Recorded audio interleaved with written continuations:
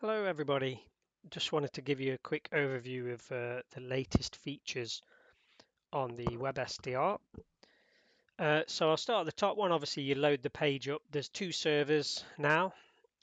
Server 2, which we're on here, is mainly UHF VHF. Also it's got, let's click all bands. Is there Marine on this one? Yeah, Marine's on this one as well. 6 meters Marine, etc. Right, let's start at the very top. The tabs along the top, clicky buttons. So the first one on the left takes you to, for more information about the WebSDR, this takes you to my web page, my own website. Here it is. So click on that, it'll open a new tab, and then this gives you more information about the WebSDR, some photographs of antennas, what it consists of basically, mains filters, and then details on how it's all set up and configured. A lot of this is to help me because I've written it down then, and if I forget, I can go in and look at what I've set. So anyway, there you go. That's what that tab does. If audio is not working, click the Start Audio tab. If that still doesn't work, that's mainly for Chrome, but if it still doesn't work, go to the top here, click Not Secure, go to Site Settings, and then scroll down till you find Sound. If it's not working, that probably is set to automatic. Click the drop down and set that to allow. All you need to do then is come out of that page, go back to the WebSDR and hit refresh, and then that will give you your sound. That's normally how it works. The QRZ tab will literally take you to the QRZ page, so you can go and search for a call sign you've heard. Lightning map is another website again, which gives you a lightning map of the area. Quite useful if you're hearing lots of crashes and stuff. That's not the local electric fence. Antenna position, this is a cool new one. This is a website I've created which gives you the position of my Yagi antennas on the tower. So basically you just hit that and open a new page, and currently they're pointing 185 degrees, which is correct.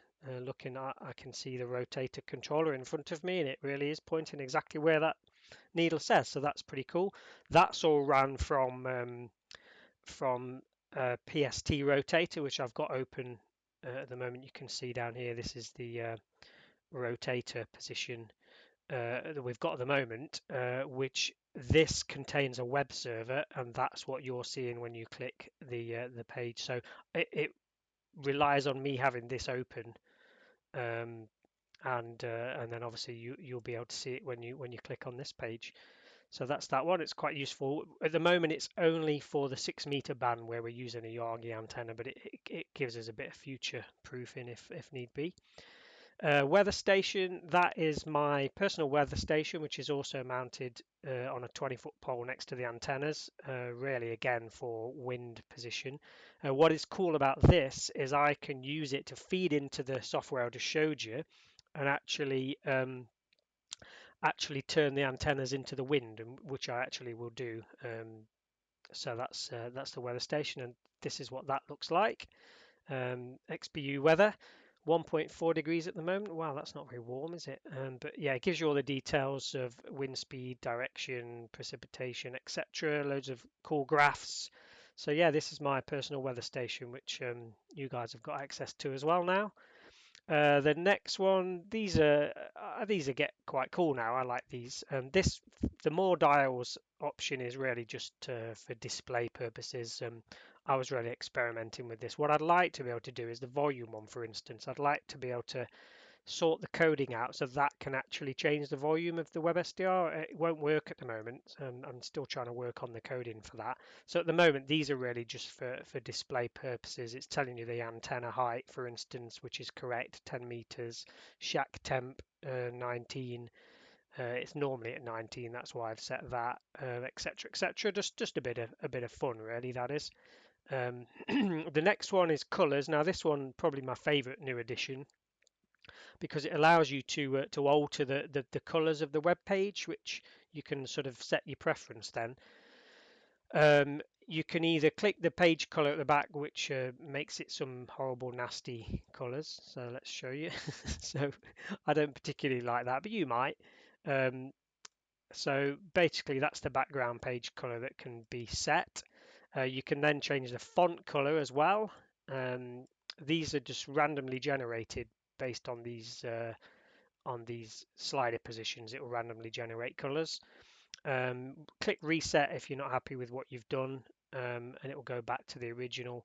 But the best thing is the buttons down the bottom here, so we can have different background images. So click that one, that will take you to the picture of Jodrell Bank, a drone photograph which I actually took. So then you can obviously par that up with some different font color. So let's change the font color slightly. What should we have? Whatever it looks good with, I suppose. Green. Let's go with green. So that's different background with green, but then you can change the image again. It will keep the font color now. Some random sort of matrixy type background. Another one. This is one of my favorites as well. I quite like this background. It looks good. Again, you can alter the colors so they stand out a bit differently. Four, that's another one. And then the other ones, these two themes here, space themes, my favorite one. These actually change the font color as well to match. So click space theme. Nice picture of spacey background picture with the orangey font, which again, I can have any picture basically, but I've just done it for a bit of fun and a bit of difference, in case people get bored of the normal background. World theme, that's just like a picture of a world map. And again, that's set it to green, but you can then change the font color if you're not happy with that to something else. What it also does is when you change the font color, it changes the font down here too. Again, if you're struggling reading something, it's good to change it. So that's the kind of stuff along the top. First thing I normally do is click on that and set it to there because I just kind of like the look of it at the moment. The next different thing is the audio buffer.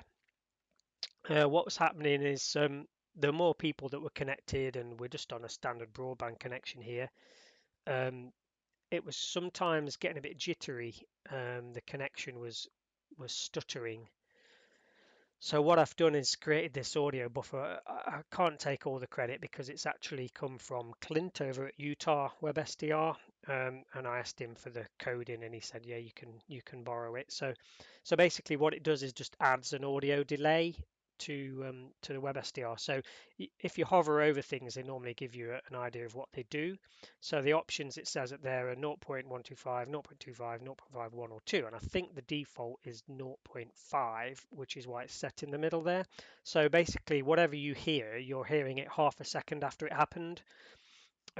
So what you'll find is the actual audio it'll be half a second behind the waterfall as well.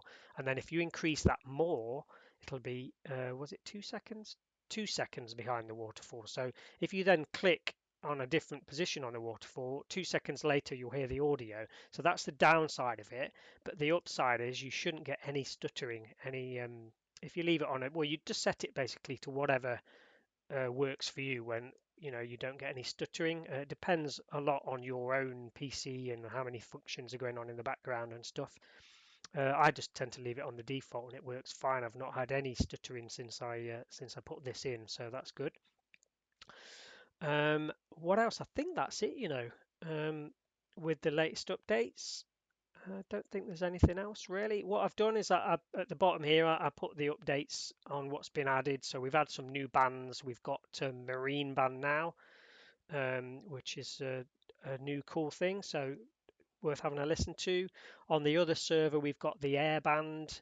On this one, we've also got satellites, so you can listen on ISS. This is a bit experimental because I don't know if it's getting much use yet. Somebody asked for it and I put it in.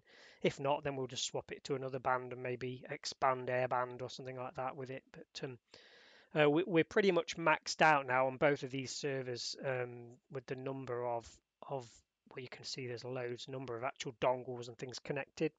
So to get much more, we're going to have a third server, so it will mean another PC and things like that. So it could happen in the future. We've got the space, got the bandwidth on on the internet, so it could happen. It's just getting hold of a PC and more dongles. But yeah, so watch this space. Anyway, I hope that's helped you out, and yeah, enjoy. Thanks for watching. Catch you later.